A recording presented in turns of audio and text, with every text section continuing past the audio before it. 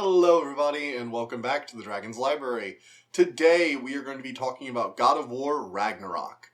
And I have been waiting to talk about this. It took me 8 streams to finally get through this, but I did finish the game and this review was compiled together in like 3 days. I have been working myself to the bone trying to get this out, so I hope you like it.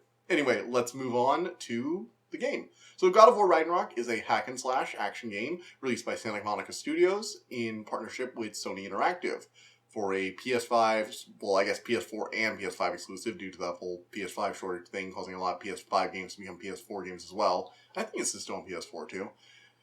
Anyway, with the basics out there, let's move on to the premise. Following shortly after the events of the previous game, God of War 2018, Kratos and his son Atreus are trying to survive after they started Fimbulwinter, which is sort of the Norse prelude to the end of the world. Think of it like a miniature Ice Age. Shortly into the game, they are accosted by Odin and Thor, who seek to prevent the duo from starting Ragnarok and bringing about the end of Asgard. This confrontation pushes the two to begin a new journey through the 9 realms in search of answers about the future and how to prevent it, which hold ties to Thor, Tyr, Odin's trickery, Loki's true origins, the giant's secrets, and so many other things. So, what's my overall opinion? God of War Ragnarok is an excellent game, on both a story and a gameplay level. An engaging story and exciting combat improving on many of the best parts of the previous game. This comes together into an excellent experience overall that can at times be a little long-winded or bloated with ideas, but did keep me entertained. Moving into the gameplay, the new over-the-shoulder hack-and-slash gameplay from the first God of War reboot, God of War 2018, returns mostly the same from that previous entry. A new weapon, a handful of new moves such as special arrows, and a shield bash to keep the combat just fresh enough. In addition, the new shield bash is integrated into combat with attacks that have to be disrupted rather than blocked, parried, or dodged. This game forces the player to become more familiar with every method of avoiding damage, and this results in the player needing to use all the tools at their disposal during combat. It's a rare game where a player can't get by just blocking or dodging or spamming their preferred evasion method. And they actually have to engage with all of the mechanics, which is good. The new weapon, a wind spear, which the player acquires in the second third of the game, helps to mix up combat as the player becomes a little too used to its tricks with just the basic Blades of Chaos and Leviathan Axe.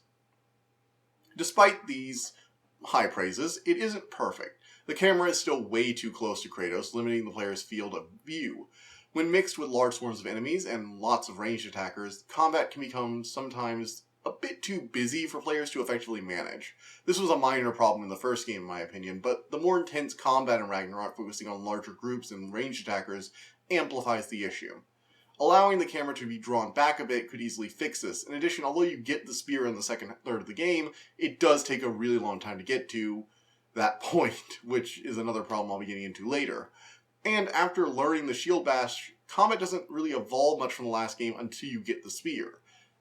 This leaves several sections, especially in the early and mid-game, feeling a bit samey and drawn out. Still, by the end, once I got all the tools, combat became an excellent mix of skill and excitement, which I will continue to enjoy playing even after this review. Moving on from gameplay, let's go over the story. The story of God of War Ragnarok is an excellent example of the many ways you can twist mythology to tell an original story while still staying true to the spirit of that original source material. Kratos' quest to avoid Ragnarok in an effort to escape the monster he used to be is mirrored in Thor, who is used as a tool of violence by Odin, not dissimilar to the way Athena and Ares used Kratos in his previous games. Similarly, Atreus' quest for answers about his own fate, to potentially avoid his father's death, at any cost, is mirrored by Odin's own quest for knowledge and understanding. This, combined with excellent side characters like Mimir, whose commentary is a joy to listen to, and Freya, who has to come to terms with Baldur's death and Kratos' role in that, is really just wonderful to see. The end result is an excellent written story with satisfying conclusions, fantastic animation, and amazing voice acting. Really, great job all around. Now, since this is my show, I get to talk about how the game adapts the myths and themes of Norse mythology, because I really like mythology, and it's a rare piece of work where I actually really want to talk about it like this. Like, occasionally I'll make a comment or two, but I really want to talk about this. So, the end result is that it does a really good job. Most people who mess with Norse mythology go after the big names. They go Thor and Loki and Odin and Jormungandr and even Baldur.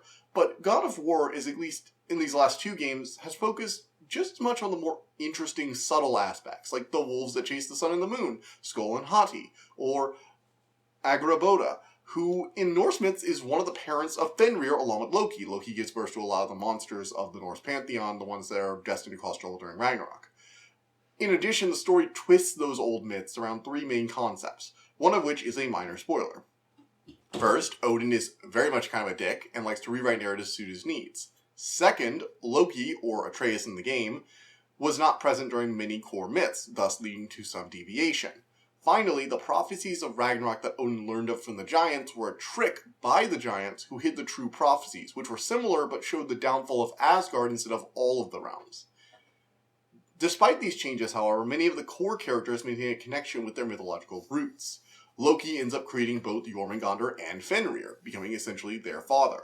Agrabota is a part of Fenrir's creation. Odin searches for knowledge and understanding, often by disguising himself or deceiving his enemies. Odin in particular is a fascinating example of a way to adapt a mythological character. A main twist in his motivation is that he doesn't really care that much about Ragnarok after all. He just wants to delay it long enough to get to his real goal.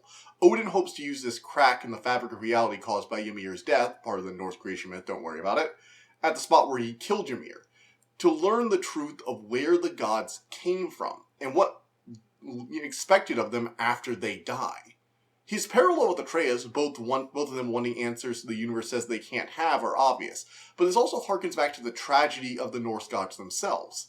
In the myths, they were fated to die, unlike the Greek gods who were essentially just immortal. Like, they got chopped up and killed, but they never really died.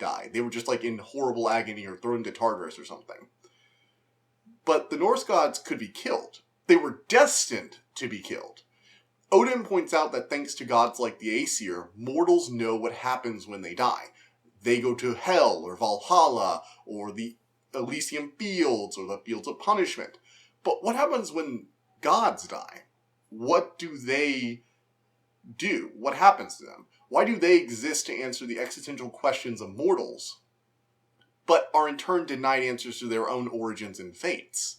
In the end, all gods do is kick the question of where did we come from down the road from humans to the gods themselves. And I really love it. It creates a great motivation for Odin as a villain. It's a realistic problem you could see someone like him running into, and his obsession over it turns him into the villain, not necessarily the wanting of the knowledge, but the things he's willing to do for it. And it made me spend the last few minutes gushing about how good this adaptation of Odin as a character was. In addition, I was a little salty about Odin's interpretation of fertility. I kind of made fun of him at first, because they had them show up at the house and kind of act like a mafia boss almost, which I'm fine with. It's a very interesting way to take his personality. He was very cunning, which is fitting for Odin as an adaptation. He's different from a lot of other kings of the gods who are more larger-than-life figures. Odin has always been more smart than strong. That's what Thor's for. So, yeah, I love it. It creates motivation for Odin, and it might be one of my favorite adaptations of Norse mythology in general. So, please, please, please, let Kratos go kill the Egyptian pantheon next. I really want to see what you guys do with that. You can do Atreus too. I'm not picky. I just want to see this team and this studio work with more mythological properties. Get Irish and Gaelic mythology and have them kill the Tuatha and fight the Favra. Go to Japan. Oh my god. Kratos versus Susanoo. I need that. I need it. Alright, I'm back now. So, the Dragon Librarian who gushes over mythology, he's been put back to sleep.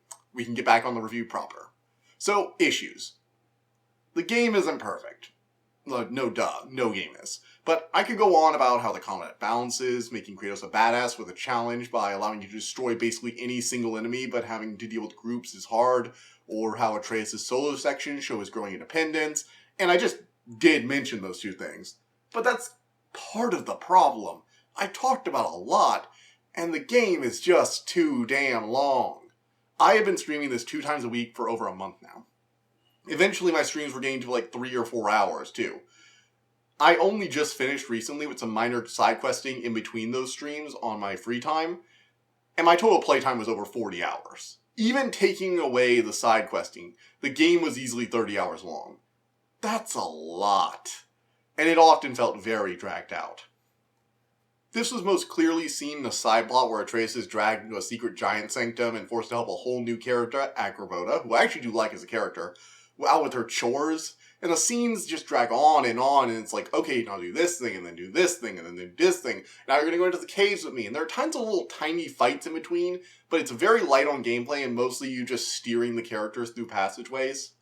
Like, they could have easily cut the time in half, if not more, with no actual story loss. And yeah, to an extent I get it. Build up tension and mystery, plus character bonding, but there was just so little gameplay that at times it felt like I was just watching a movie where you had to press forward to continue. Like an actual hour-long movie.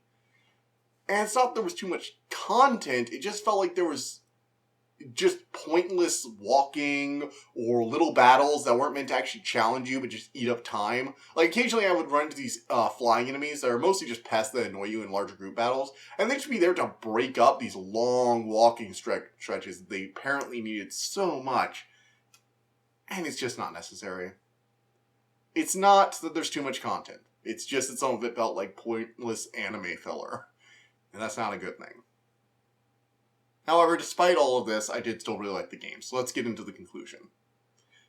In conclusion, God of War Ragnarok is an excellent game. There's a side quest where you get to rescue baby dragons because you accidentally had to kill her mother, and I'm sorry, if you have a side quest where I get to rescue baby dragons, that's just auto-win. And if you have time to make it to the end of the game, you will be rewarded with a very satisfying conclusion to the story. The gameplay does evolve eventually, as long as you can get through it all. So while it's not perfect, not everything can be Elden Ring, or Dark Souls, or Bloodborne, or any of my other favorite games like From Software. I have other developers, I swear. I would still say this is one of the best games of 2022. Definitely second place behind Elden Ring, and well worth your time. Again, being really long is only a problem if you need to do this quickly. And it's a little drawn out, but I can't really say the game itself suffers too much for that, so I'm going to give this a 10 out of 10. Definitely give this a shot if you have a PS5. I'm not sure how the PS4 version plays, so... Or maybe wait for it to come out on PC, because apparently Sony's doing that now, because they're awesome. Or they're just trying to butter us up. Either way. So, yeah. With all that out of the way, I just wanted to thank you guys so much for checking this out. Video game reviews like this take a long time as opposed to books, movies, or shows. It's just a lot more content I have to do. You know, I have to play the whole game, and I have to get all that footage. Oh my god, looking through game footage when you have like 30 hours of stuff. Ugh. I'm recording this right now, and I'm already going through the footage, and I can just tell it's going to be exhausting getting all that out. I'm hoping I'm going to get it out Tuesday. I wanted to get this out Saturday, but I've been going through the footage, and there's just so much of it. And trying to find the right pieces. I'm probably going to end up slapping a few things in there. Maybe have some long segments I'll have playing through different parts of it. But yeah. Anyway, with all that out of the way, I'm not exactly sure what I'm going to be doing this Wednesday, or if I'm going to be having a review on Wednesday. I know I've only managed to get like one thing out a week, and I'm really sorry about that. It's just been... I've just been feeling exhausted, and a lot of these reviews have been taking a lot more time to get out than I want, which isn't perfect, but hey, what are you going to do? So, we'll see what happens. I will most likely be doing a review of Avatar: The Way of Water at some point. I'm working on getting all my stuff done for Pokemon Violet and the Project Calypso thing done, that new Dead Space style game, so we'll see how that all turns out. If I can get both those done before the month ends, fingers crossed. Fingers crossed. And once we get to January, I will be doing my best of 2022 lists. So we'll see. I'm going to probably break those up into a few different videos, depending on like shows, movies, games, stuff like that. Do like a few of the runners-up, an honorable mention or two I didn't get to review, and then the game might be a little winner. So see you guys then, and see you guys for the next few reviews. Enjoy this last beautiful month of 2022. Bye. Hope you enjoyed the video. On your screen, you should be seeing a link to my channel. If you go there and subscribe, that'd be great. In addition, you'll be seeing two other links. One's to my Season 2 playlist. That's all the videos from 2022. In addition, below that, you should be seeing a link to a video that YouTube apparently recommends you click on. So, you know, why not click on it? see one of my other videos. Maybe you'll like it. Maybe it'll have something else you'll enjoy. Maybe YouTube doesn't know shit. We'll find out together.